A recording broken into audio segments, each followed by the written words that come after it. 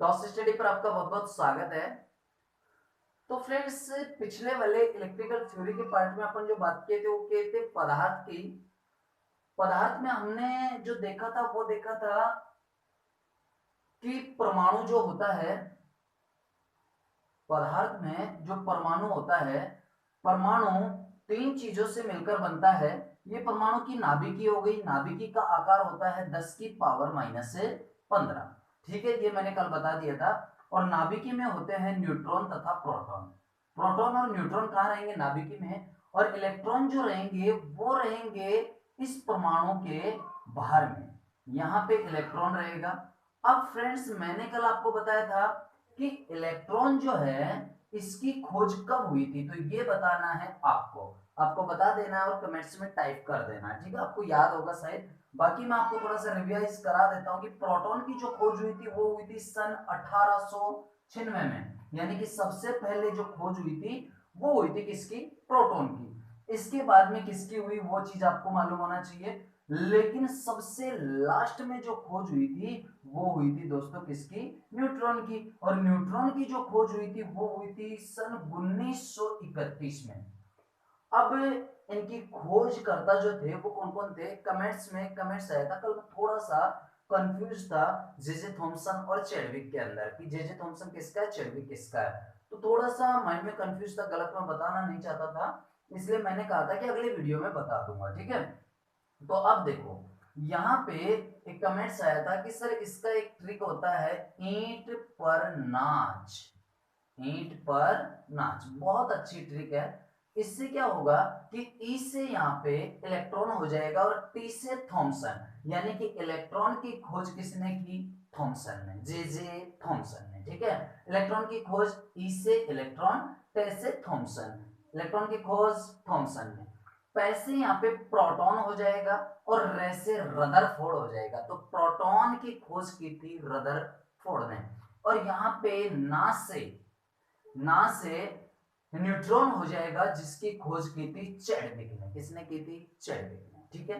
तो यहाँ पे इस ट्रिक से आप इजीली याद रख सकते हो कि इलेक्ट्रॉन, प्रोटॉन और न्यूट्रॉन ईंट पर नाच, इजीली आप याद रख सकते हो। अब सुनो, अब इसी से संबंधित अपन बात करते हैं कि इलेक्ट्रॉन जो थे, इलेक्ट्रॉन के कारण क्या हो रहा था कि इलेक्ट्रॉन के कारण ये जो इलेक्ट्रॉन थे इन्हीं के कारण विद्युत धारा प्रभावित होती थी, ठीक है? तो कैसे होती थी, कैसे नहीं होती थी, उसके बारे में अपन थोड़ा सा चर्चा करते हैं। देखो, सबसे पहले आप पॉइंट डाल लीजिए मुक्त इलेक्ट्रॉन। सबसे पहला पॉइंट आज जो हम पढ़ने वाले हैं वो पढ़ने वाले हैं मुक्त इलेक्ट्रॉन। इलेक्ट्रॉन, मुक्त इलेक्ट्रॉन। तो मुक्त जो इलेक्ट्रॉन है ये कहते किसे हैं? देखो, अधिकांश जो धातुएं होती है उनकी अंतिम कक्षा में एक या फिर दो इलेक्ट्रॉन पाए जाते हैं। तो अंतिम कक्षा में एक या दो इलेक्ट्रॉन पाए जाते हैं, इन्हें ही मुक्त इलेक्ट्रॉन कहा जाता है। देखो, मुक्त का मतलब फ्री, घूमते रहते हैं, ये आवारा जैसे है, मतलब ये फ्री है, बिल्कुल मुक्त है, कोई भी ले जा सकता है। तो कहने का मतलब मेरा ये है, थोड़ा सा समझिएगा। यहाँ पे मेरे पास दो धातु है, एक पदार्थ ये है, एक पदार्थ मेरे पास ये है। अब सुनो, यहाँ पे क्या है? देखो, मैंने कल बताया था कि प्रोटॉन और न्यूट्रॉन भाई कहीं नहीं जाने वाले। क्यों? क्योंकि अंदर में है, वो बीच में फंसे हुए हैं, इसलिए कहीं जाएंगे नहीं। तो जाएंगे तो कौन जाएंगे? इलेक्ट्रॉन जाएंगे। अब इलेक्ट्रॉन जाएंगे तो इलेक्ट्रॉन गमन करेंगे। अब देखो, एक और दो जो मुक्त इलेक्ट्रॉन होते हैं ये क्या करते हैं कि अगर इसको इधर से चार्ज किया जाएगा, इधर से चार्ज किया जाएगा तो ये इलेक्ट्रॉन गतिमान हो जाएंगे, यानी कि यहां से इधर चलने लग जाएंगे। अगर यहां से ये कनेक्ट होगा तो ध्यान रखना कि ऐसे नहीं कि ये दूर है, ये दूर है, बीच में स्पेस है तो ऐसे ही चला जाएगा, नहीं, ऐसे नहीं जाएगा। दोनों का संबंध होना जरूरी है, दोनों कनेक्ट होना जरूरी है, स्पर्श होना जरूरी है दोनों का। तो ये इलेक्ट्रॉन क्या है, इसमें से इसमें चले जाएंगे, इलेक्ट्रॉन इसमें चले जाएंगे। तो इलेक्ट्रॉन इसमें अगर चले गए तो ये हो गया ऋणावेशी। कौन सा वेशी? ऋणावेशी। क्यों? क्योंकि इसने इलेक्ट्रॉन ग्रहण कर लिया, और कल बताया था कि यदि इलेक्ट्रॉन ग्रहण करेगा तो ऋणावेशी हो जाएगा, और यदि इलेक्ट्रॉन त्यागेगा तो वो कौन सा हो जाएगा? धनावेशी। अब बात करते हैं कि धनावेशी और ऋणावेशी, वेसी आ रहा है तो ये मतलब देखो मुक्त इलेक्ट्रॉन वेसी यानी कि आवेश, कौन सा आवेश है, ऋण आवेश है या धनावेशी।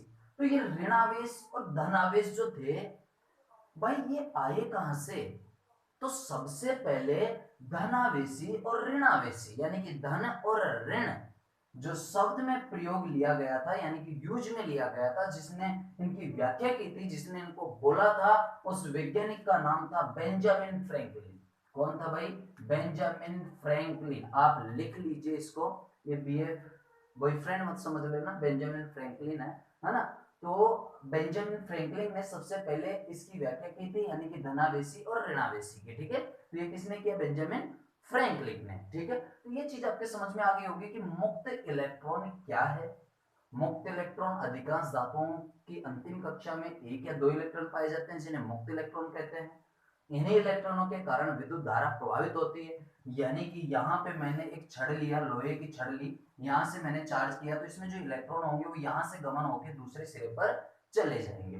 तो इस सिरे से दूसरे सिरे पर आ रहे हैं इलेक्ट्रॉन, जा रहे हैं, तो विद्युत धारा उत्पन्न हो रही है, ठीक है। तो ये क्या हो गया, इलेक्ट्रॉन जो थे इसके बारे में थोड़ा सा मैं बता दिया। अब सुनो, सबसे पहले आवेशित करने की जो व्याख्या की थी, आवेशित करके जिसने देखा था वो था थेल्स। ध्यान रखना, ऋण का और धन का प्रयोग जो किया, जिसने बोला था ऋण और धन, इसकी व्याख्या की बेंजामिन फ्रैंकलिन ने।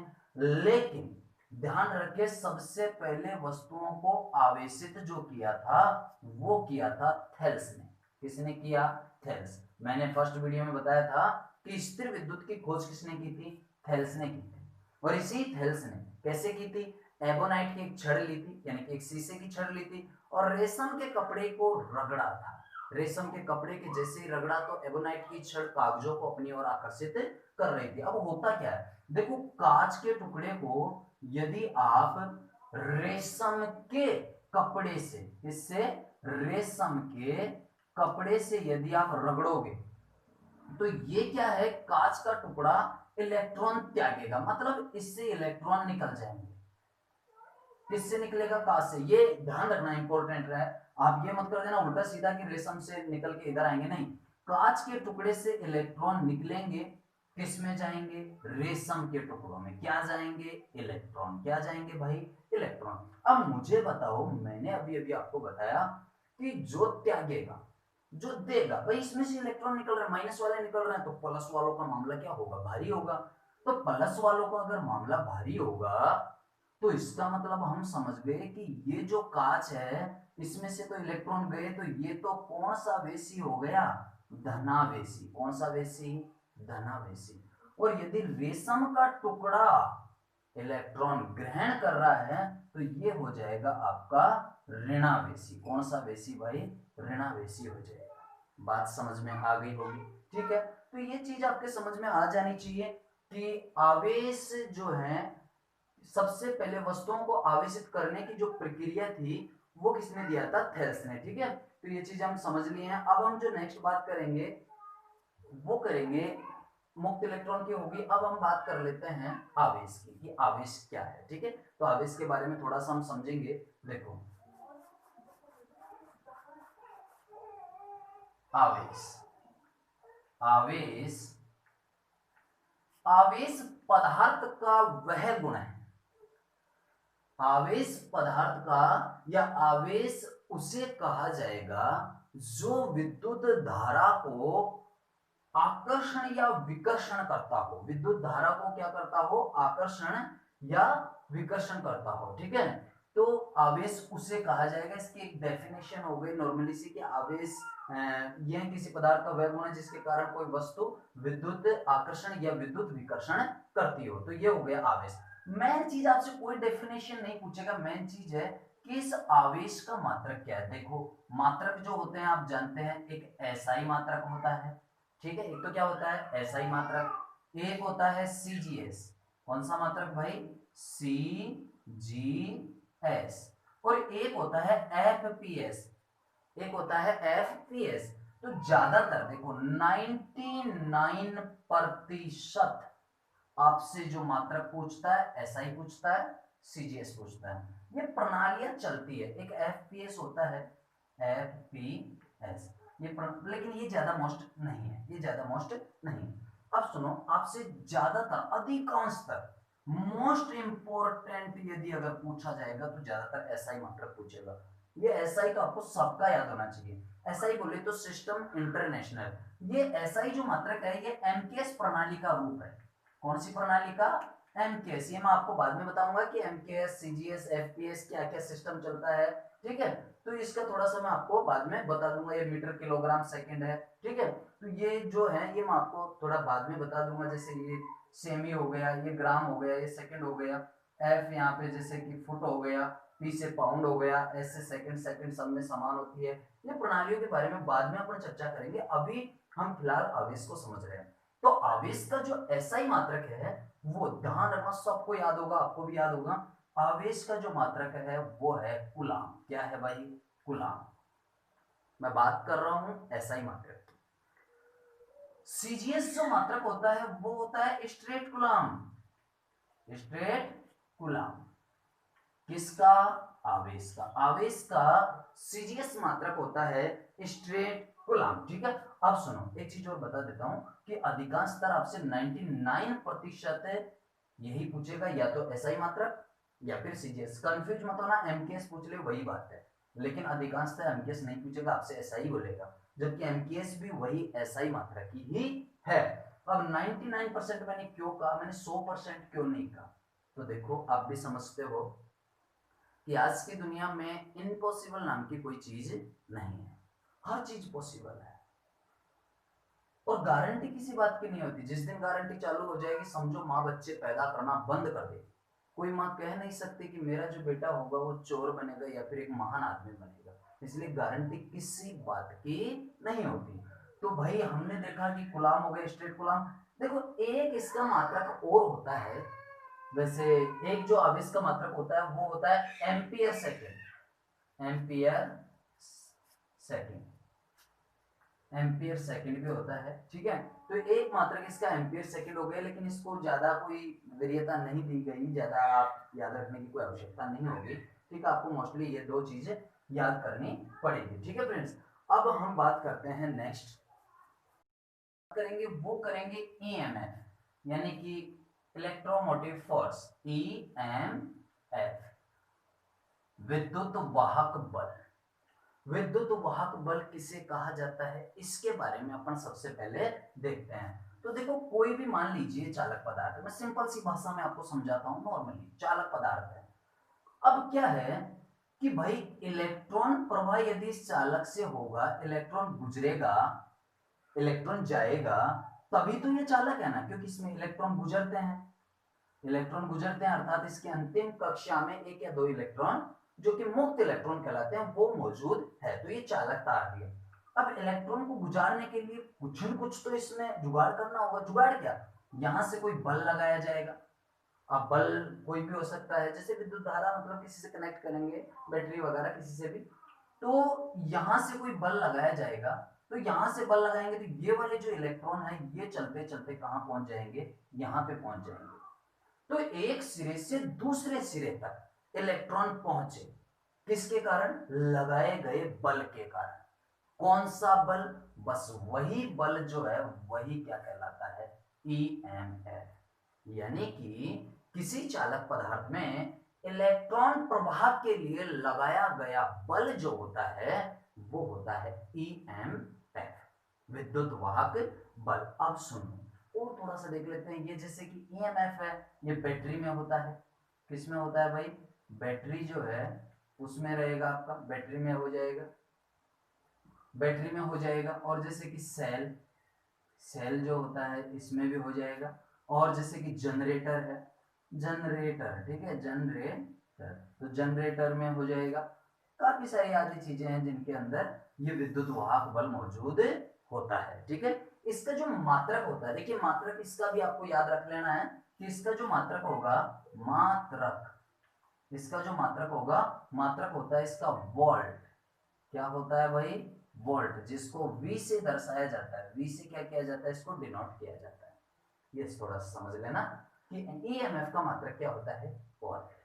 आगे बात समझ में। इसी प्रकार जैसे v से दर्शाते हैं, ये थोड़ा सा, क्योंकि काफी बार क्या होता है कि बुकों में डायरेक्टली वोल्ट नहीं देगा, आपको v दे देगा, जैसे कि कूलाम को c से दर्शाया जाता है, ठीक है। तो ये थोड़ा सा आपको जो इनके प्रतीक हैं जिनसे दर्शाया जाता है उनको भी थोड़ा सा देख लेना है। तो ईएमएफ के बारे में उम्मीद करता हूँ समझ में आ गया होगा। ईएमएफ कुछ नहीं है, ईएमएफ क्या है कि किसी चालक पदार्थ में इलेक्ट्रॉनों को गतिमान करना है, इधर से उधर भगाना है, तो उसके लिए कोई भी लगाया गया बल, वो बल कैसा भी हो, बैटरी से हो सकता है, कैसे भी, तो जो लगाया गया बल होता है वही क्या कहलाता है, ईएमएफ, यानी कि विद्युत वाहक बल, ठीक है। अब थोड़ा सा हम बात कर लेते हैं विभव पर और विभवांतर पर। देखो विभव का मतलब होता है सिरे, विभव का मतलब क्या होता है, सिरे, तो उन पे भी अपन थोड़ी सी चर्चा कर लेते हैं।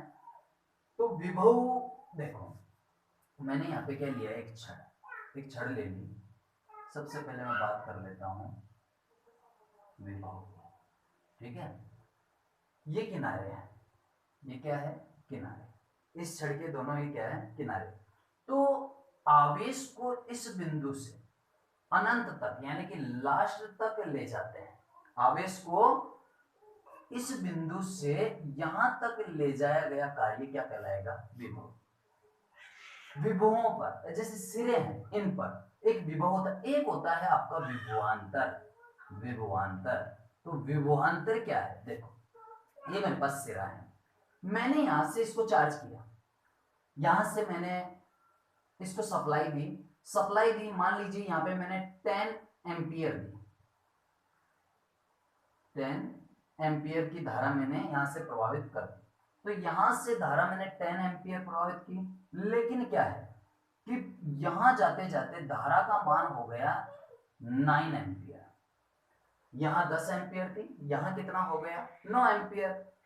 तो ये जो विभवों के अंतर यानी कि सिरों के मध्य जो अंतर आया, अंतर कितना आया, 1 एम्पियर का अंतर आया ना, 1 एम्पियर का अंतर आया। तो ये जो अंतर आया, बस इसे ही तो क्या कहते हैं, विभवांतर कहते हैं, इसे ही विभवांतर कहते हैं। तो विभवांतर भी आप समझ गए होंगे कि विभवांतर क्या है। देखो विभव का जो मात्रक होता है वो होता है जूल प्रति किलोग्राम, ये मात्रक भी याद रखना है कि विभव का मात्रक क्या होगा, जूल प्रति किलोग्राम, इसका क्या हो जाएगा भाई, मात्रक हो जाएगा। और विभव किसे कहते हैं कि विभवों के मध्य, दो जो विभव है यानी कि सिरे उनके मध्य जो अंतर होता है वही विभवांतर कहलाता है। यदि आपसे क्वेश्चन कर दिया जाए कि एक लंबी सॉफ्ट आयरन की छड़ ली जाती है जिसमें जब चार्ज कर रहे हैं एक सिरे पर, यदि मान लीजिए एक सिरे पर 8 एम्पियर धारा प्रवाहित की जाती है, किंतु दूसरे सिरे पर यहां पे मान लीजिए आपको दे दिया जाए कि 5 एम्पियर की धारा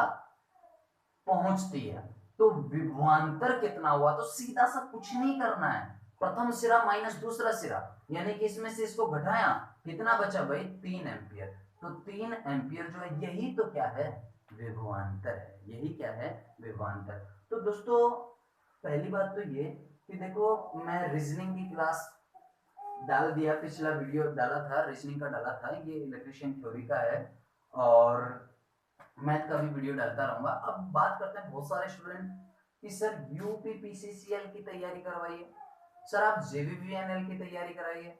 देखो भाई सीधी सी बात आपको बताऊं कि मेरा 8 बजे से ड्यूटी चलता है, थोड़ा आप समझना इस चीज को भी कि 8 बजे से मेरा ड्यूटी चलता है, खत्म होता है 12 बजे, फिर मेरा 3 घंटे का रेस्ट होता है।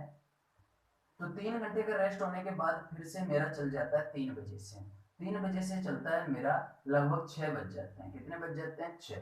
अब सुनो मेरे पास 3 घंटे तो ये बचे, 3 घंटे तो ये बचे, सुबह तो मेरा वैसे ही निकल जाता है, ये 3 घंटे बच जाते हैं, ठीक है, ये 3 घंटे बच जाते हैं और रात को थोड़ा सा समय निकाल देता हूँ। आप कहते हो ऑनलाइन चलाइए, अब ऑनलाइन का कोई फिक्स टाइम नहीं हो सकता, जैसा कि मैंने पिछले वीडियो में बता दिया मेरी फैमिली वगैरह सब साथ में है, तो इस वजह से ऑनलाइन नहीं चला सकता। ऑनलाइन इसलिए नहीं चला सकता कि कभी भी जैसे कि बेटा है बेटी है कभी भी मेरे पास आ सकते हैं, ठीक है, तो इस वजह से प्रॉब्लम होती है। अगर वीडियो में तो फिर भी आ जाए तो मैं काट देता हूँ, उसको एडिट कर देता हूँ, कुछ भी कर लेता हूँ, लेकिन ऑनलाइन में ऐसा थोड़ी ना होगा, फिर आप ही बोलोगे सर बच्चों को तो संभालो, ये थोड़ा सा हो जाएगा, तो इस वजह से ऑनलाइन नहीं चला सकता। दूसरी बात कि आप ये मत बोलो कि आप यूपीपीसीएल की तैयारी कराइए, आप उसकी तैयारी। अबे जब मैं पूरी की पूरी इलेक्ट्रिशियन थ्योरी कोई कुछ नहीं छोड़ रहा, सारी की सारी कंटिन्यू क्लास में करवाता रहूंगा, तो फिर दिक्कत कहाँ आ रही है? आप यूपीपीसीएल की कीजिए, आप डीआरडीओ जो भी है, दिल्ली मेट्रो है, जीबीपीएनएल है,